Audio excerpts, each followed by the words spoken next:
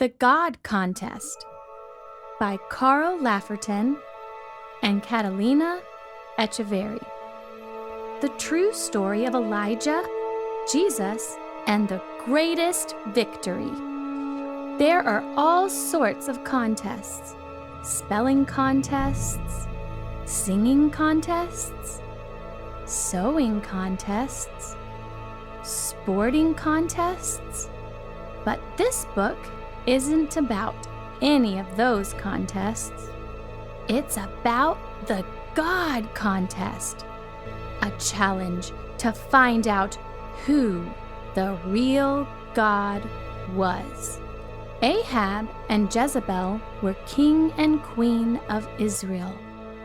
They thought Baal was the real God. They said Baal made food grow. They said Baal made babies grow. They said Baal was super powerful. Loads of people joined Team Baal. Elijah was just an ordinary guy. He told the people of Israel that Yahweh was the real God and that he was one of Yahweh's messengers. In the Old Testament of most English Bibles, it says Lord. Wherever the first Old Testaments, written thousands of years ago, said Yahweh. Elijah said Yahweh had made everything and ruled everywhere and loved everyone. He said Yahweh had rescued their great-great-great-great-great-great-great-grandparents from Egypt. He said Yahweh had given them their land and their laws, but not many people joined Team Yahweh. Most people didn't know which God to believe in. Maybe Baal was the real God. Maybe Yahweh was. Maybe both of them were. Maybe neither of them were. How could they decide? Elijah had a good idea. It was time for a contest, a God contest, on a mountain called Mount Carmel. All the people came to watch the God contest. Elijah said to them, "How long are you going to take to make up your mind? If Yahweh is God, then follow him.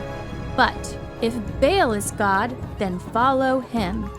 It's time to decide." Elijah explained the rules. "I'll chop up some wood, and some people from Team Baal can chop up some wood.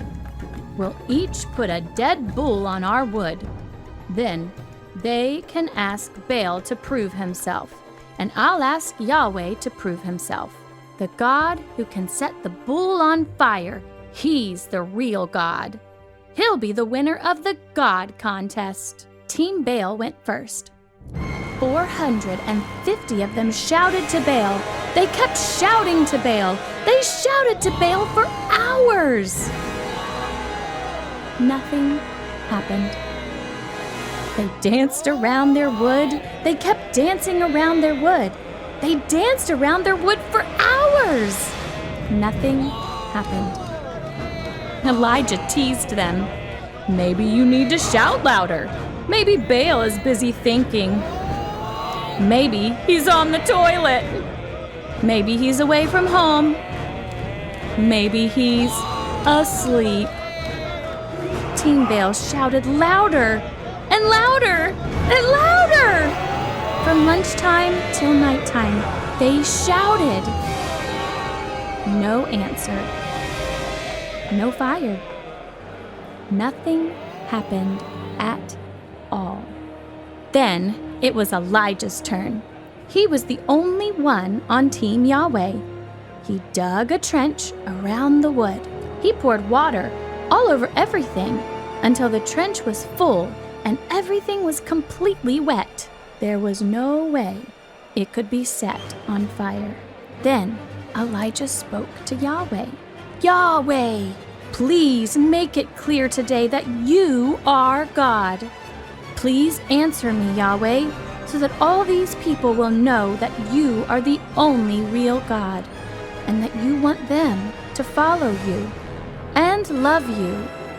And fire! The fire burned the bull. The fire burned the wood. The fire burned the water. The people knew who had won the God contest. Yahweh is God! Yahweh is God! But King Ahab and Queen Jezebel didn't like the result.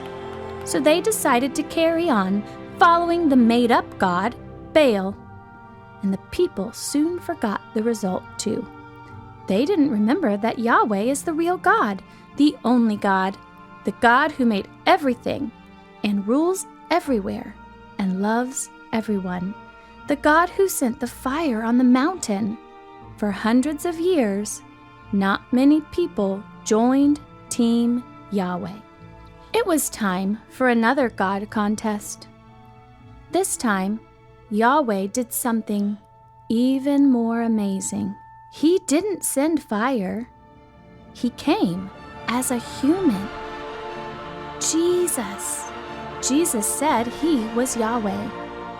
Jesus showed he was Yahweh. But people weren't sure. Maybe Jesus was the real God. But maybe he wasn't. Maybe there were lots of gods. Or maybe there was no God at all. How could they decide? It was time for a final God contest on another mountain called Mount Zion. Jesus explained the rules. I will come back to life after I have died. Then you'll know I'm Yahweh. And then I'll give life forever to everyone who is on my team. So Jesus let people kill him on a cross. Jesus was placed in a tomb on the side of the mountain. He was completely dead. There was no way he could ever be alive again. And for 3 days, nothing happened.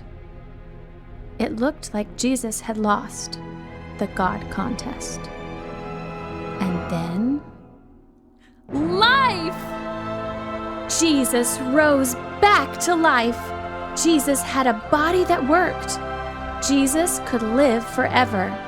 The God contest was over.